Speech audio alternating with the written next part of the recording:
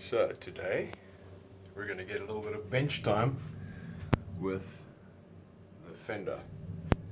That's the FM Frontman 212 100 watt transistor amp. It's got some scratchy controls and we're going to fix them. Okay, so as you can see, I've removed the knobs and all of the volume pots and things. The little nuts need to be loosened, as well as the input jacks, foot switch jacks, and so on. We don't need to take off the amp light. That will be fine as it is. And I have put a towel down so that I don't damage the front of the amp. It has had a little bit of wear in its life, as you can see, but actually it's in really lovely condition. And it's probably looking forward to its first gig. So now I have removed all the nuts and their washers. Easier to do it this way than when the chassis is out. Just less hassle. And everything's nice and safely stowed in this bicycle basket over here with the tools that I used. And ready for the next phase. Yeah! The next phase is the removal of the screws. You can see the washer is kind of pushed into the toe leg, so I'm going to leave it there and hope it doesn't fall out. They normally don't.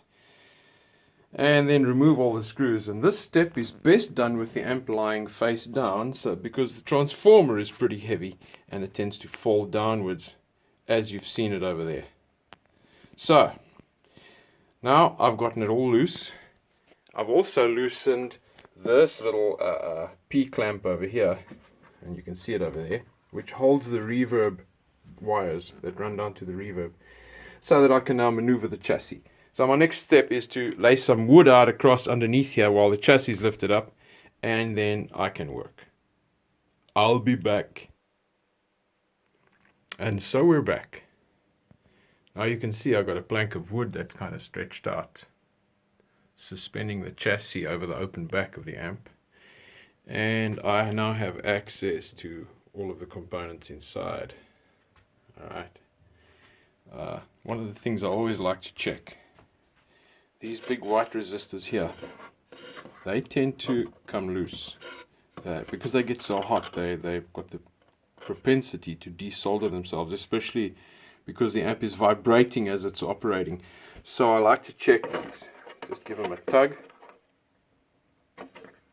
feel if they're loose. These ones seem to be fine. What I'm going to be doing is I'm going to be adding a little drop of contact adhesive or some kind of adhesive. Maybe I don't think that hot glue is going to work, because these things will heat up the hot glue. But I use contact adhesive normally, glue them down so that they don't vibrate and make themselves come loose. Some more over here, always worth checking. This amp is known for desoldering itself over there. And then the other thing that you've got to check on this amp is, if I pull this out of the way, and I see that black thing down there. Let me try and get in. Yeah, that guy over there, this thing here. Alright, that is a thermistor. It enables sort of like a soft startup of the amp instead of hitting the power transistors with maximum volume, with maximum voltage. And this thing also tends to heat up and desolder itself. So it's also good to check that there's no sort of burn marks in that area, and you know that that's going to come loose. So now I'm ready to do a little bit of maintenance. I'll be back.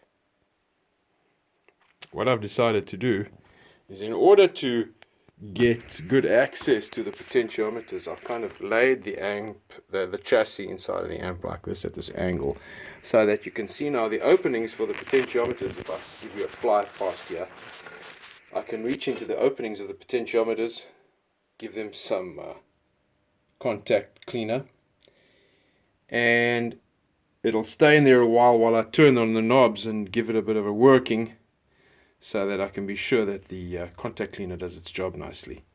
And this way gravity will kind of help me along as well. So here goes.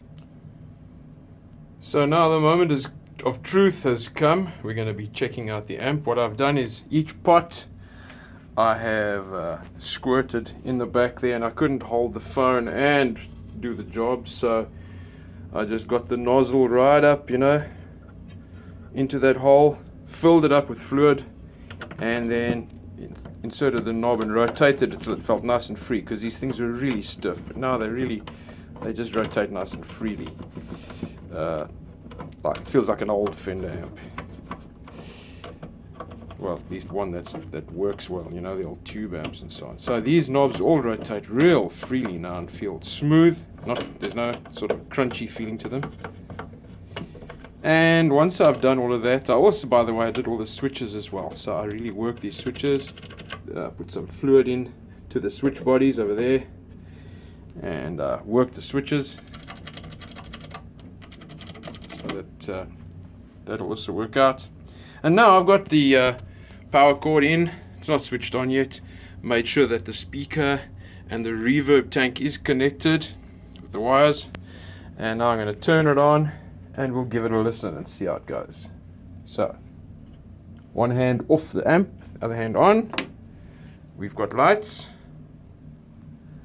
And now what you need to do in order to activate the amp is you do actually need to plug in so plugging in.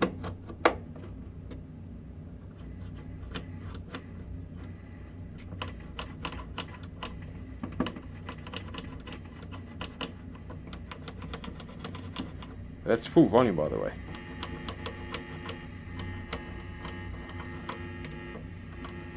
Alright. So that seems to be the normal channel working fine. So let's go for drive.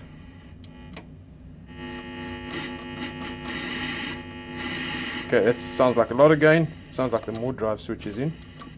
That's switching nicely. So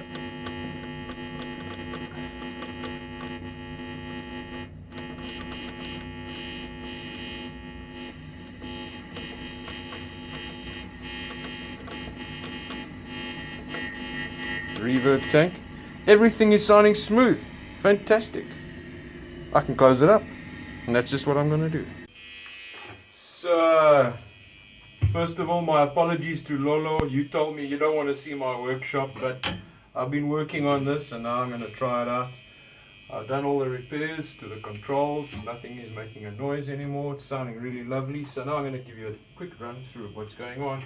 I'm using the normal channel neck pickup on this Squier, Japanese made Squier Strat from 1986, and some bass sensor pickups in it.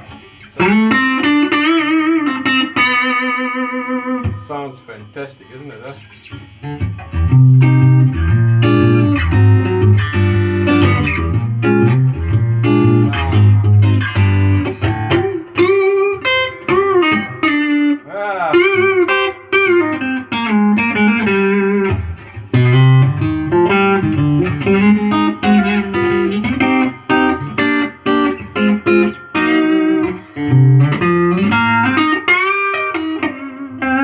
So you can hear this has really got that nice clean Fender sparkle, huh?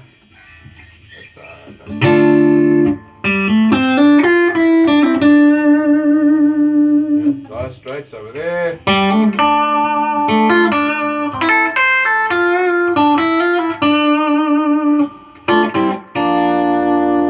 Okay, so that's that. Got a nice clean sound. Now I'm going to go for the other channel.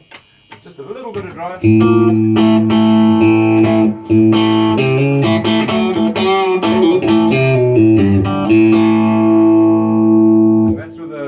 Drive and a little bit of the contour switch. If I take out the contour switch, I don't like it as much.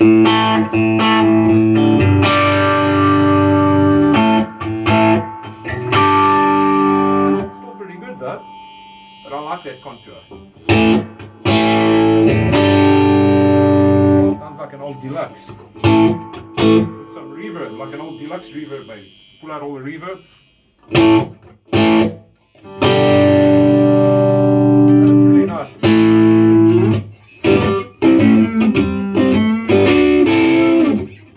Maybe a little bit too much. Take it out a little. Nice, huh?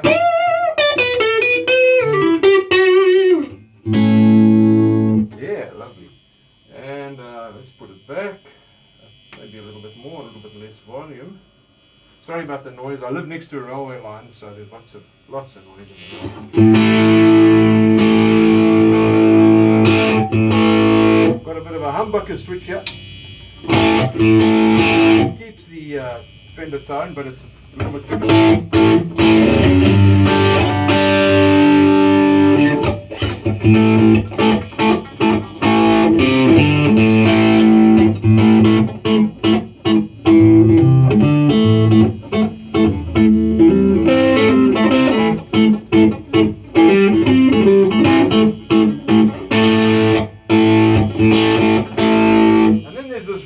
Drive switch. That's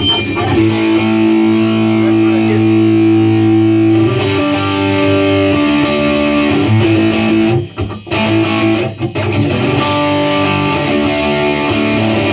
But it's still very Fendery there. Maybe taking out that mid contour.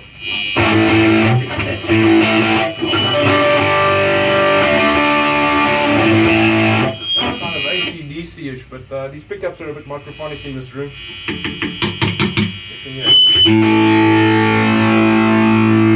That sounds pretty good.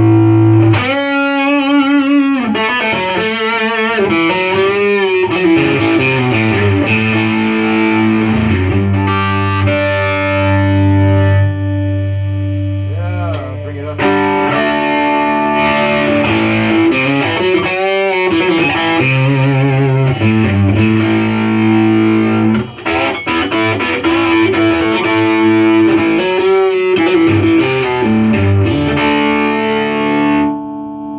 Back down there and slap in that old mid contour again, bring up the volume and go.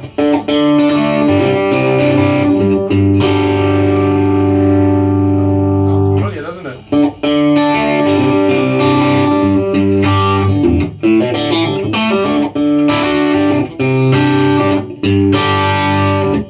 Sorry, I'm playing with my fingers and that kind of tune is I'm not so articulate with it. Huh? A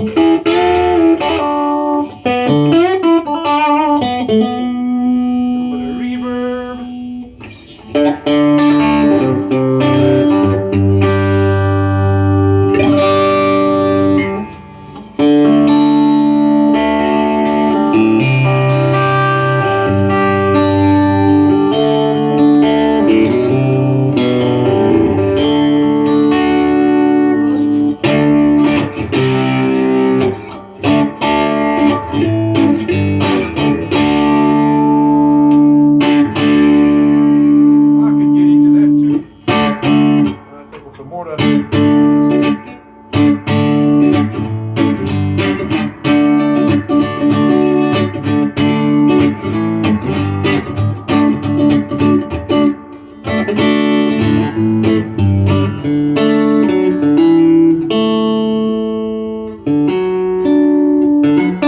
That's how it goes.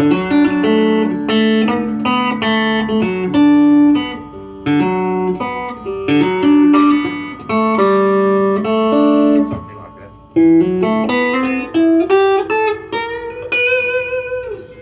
But it does have a rather nice Fendery tone to it, even back in the old normal position there. That's very Fendery, huh?